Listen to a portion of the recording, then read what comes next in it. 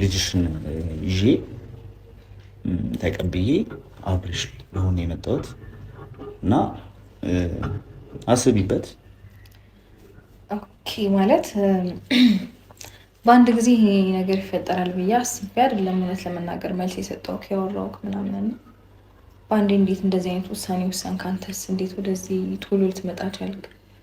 አልገባኝም። ብቻ ብዙ ነገሮች ጥያቄ ነው የሆኑብኝ። አስደንግጣችሁኛል። ሩታዬ ስልሽ ጊዜ መስጠት ስለሌለብኝ ይህንን ታይም መጠቀም ስላለብኝ ነው እንደዚህ ያደረግኩት። ቶሎ ጉድ ጉድ ጉድ ጉድ ጉድ ጉድ ማለት አሁን ነው ማለት ነው። እግዚኦ ጭራሽ እንደዚህ ፈጥነት ትመጣለህ ብዬ አላሰብኩም። እኔ ሳወራህ ለካ ልጁ የምሩን ነው ሩታ ታወራኛለች ያለው እንግዲህ ጉድ ነው። አብርሃም ታደሰ እንግዲህ ሩታ እንዲህ ማለት ነው ስትጀናጀን ቀይ አበባዋን አቅርባ ማለት ነው ቱ ቱ ቱ ቱ ቱ ደርሶባታል ማለት ነው። አንጫጫው ታደሰ ግራ ተጋብቶ እንግዲህ ጭራሽ ያው ደንግጦ እንደምታዩት ቆሞ እያያት ይገኛል ማለት ነው። መጨረሻ ላይ በራ አንኳኩቶ የገባው አንጫጫው ታደሰ ነው ማለት ነው። ነገ ቀውጢ ይሆናል ማለት ነው። ለማንኛውም ሩታ በጣም በጣም በጣም በጣም ትገርሚያለሽ ማለት ነው። በጣምም ታሳዝኛለሽ። እውነት ለመናገር የሰው ልጅ በዚህን ያህል ማለት በስመ አብ ወወልድ ወመንፈስ ቅዱስ እውነት ለመናገር በዚህ ድራማ እንኳን ባትሰሪ ሩታ ቢቀርብሽ መልካም ነበር ብዬ አስባለሁ። ምክንያቱም እንዴት ነው ማለት አላቅም በመድኃኒዓለም ልጅሽ ከሆድሽ እስከሚወጣ ነበር እንዴ ማለት በቃ አብርሽን በዚህ ልክ ማሰቃየቱ፣ ሌላ በኩል እየተጀናጀንሽ አብርሽ ባለጌ እየተባለ አብርሽ እንደዚህ ነው እየተባለ አብርሽ እየተሰደበ ባለጌው ማን እንደሆነ እንግዲህ ራታ በራሷ በአንደበቷ ተናግራለች ማለት ነው። በአንደበቷ እናያችሁ አይደለ ራሷ እንግዲህ አብርሽን የማትፈልገው አታስፈልገኝም፣ አልፈልግህም፣ አልፈልግም፣ እዚህ ግቢ፣ አልፈልግም፣ ነገሮች አይሆኑም እያለች የምትለው በሌላ በኩል ባሏ ላይ ቻት ስለምታደርግ ነው ማለት ነው። ሩታ ገባችሁ? የኔ ቆንጆች ቻት ታደርግ ነበር። ነፍሰ ጥሩ ናም ትጀናጀን ነበር። እዛ ጋ አብርሽ ሲቀርባት አልፈልግም፣ አብርሽ ሲቀርባት የምትበቀለው ለካ እዚህ ጋር እየተጀናጀነች ነው ማለት ነው። ስለዚህ ስታወራው እንደነበር ልጁን ራሷ በአንደበቷ ተናግራለች ማለት ነው። ቱ ቱ ቱ ቱ በስማ በወልድ እኔ እኮ ለሩታ ልከራከርላት ነበር። እንዴት እነ ሮቤል እና እነ ፈረንጁ እንዴት እንደዚህ ታደርጋላችሁ እንዴት ብዬ እነሱ ላይ ልወርድባቸው ነበር። ግን ቪዲዮውን እስከ መጨረሻው ማዳመጤ ጠቅሞኛል ማለት ነው። ምክንያቱም እኔ እኮ ያወራዋ እንደዚህ ፈጥነህ ነገሮችን ታመጣቸዋለህ ብዬ ወይም ትመጣለህ ብዬ አይደለም ሳወራህ የነበረው ምናምን ስትል ስሰማት ጆሮዬ ነው ብዬ ደግሜ የሰማሁት። ግን እሷው ራሷ ናት ያለችው ማለት ነው። እግዚኦ ማረነ ክርስቶስ። ይህን ምልበት ምክንያት እንደ ሴት ወንድ ልጅ ሊሆን ይችላል እውነት ለመናገር ማለት ነው። ግን ሴት ልጅ የሶስት ወር ያልሞላው አራስ ሁና ኪዝሚ መግማማት በሉት 3 ወር ያልሞላው አራስ ሆና እንዴት ነው ማለት ሩታ በጣም በዚህ ልክ የወንድ ጥማት ነው እንዴ ያለብሽ? ወደ አብርሽ ስትገቢም ወደ አብርሽ ህይወት ስትገቢም የወንድ ጥማት አለብሽ። አሁንም የወንድ ጥማት አለብሽ። ምን ጉድ ነው? ምን ጉድ ነው? እንዲህ ሴት ልጅ እንደዚህ ማለት አልገባኝም። ማለት በዚህ ልክ ነው እንዴ ማለት ያው አሪፍ ነው እነ ትክክል አሪፍ ነው ደስ ይላል። ያው ልጁ ይዟት ይሄድኛ ይዟት እንዲሄድም እንፈልጋለን። እውነት ለመናገር ቦጋሌ ሙት ሩትዬ ይዞሽ ጥርቅ ይበል ቦጋሌ ሙት ማለት ነው። ጥርቅ ይበል ልጅሽን ለአብርሃም ታደሰ ማለት ነው። የአብርሃም ታደሰ ልጅ ለአብርሃም ታደሰ ከየት አባቱ አውቆት ነው የሚያሳድገው ማለት ነው።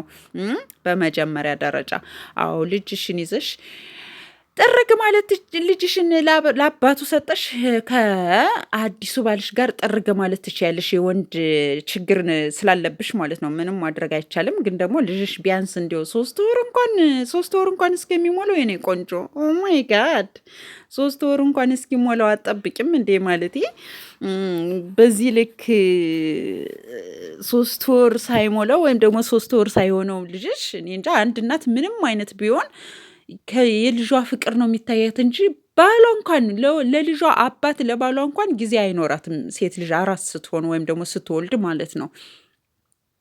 ጭራሽ አራስ ቤት ሆነሽ ለካ ስትጀናጀኝ ነበር። ለዚህ ነው እንዴ ለካ አብርሽ የምታሳድጂው ማለት ነው። አያልይ የምትይው የምትጸየፊው ምን የምትይው የምታንቋሽሽው ምናምን እሱ ጋር ሆነሽ ነገሮችን እሷ ጋር ሆነ አብርሽ ጋር ሆና ነገሮችን መጋፈጥ ያቃታት፣ መቃወም ያቃታት፣ ከሱ ጎን ሁና እንደነ ውብዬን አይታችኋል አይደል? እንደነ ውብዬ ከባሏ ጎን ሁና ጠላቶቿን መጋፈጥ ያቃታት ለካ እዛ ጋ እሷ ስለምትንጀናጀን ነው። እግዚኦ ጉዴ! እግዚኦ ጉድ! እግዚኦ ጉድ! እግዚኦ እግዚኦ እግዚኦ! እኔ እኮ በቃ አበባም አልቀበልም። ለምንድን ነው በዚህ ሰዓት ይህ ነገር አይሆንም? ከየትን ያመጣችሁት ምናምን ብላ ትቃውጠዋለች ብዬ ነበረ።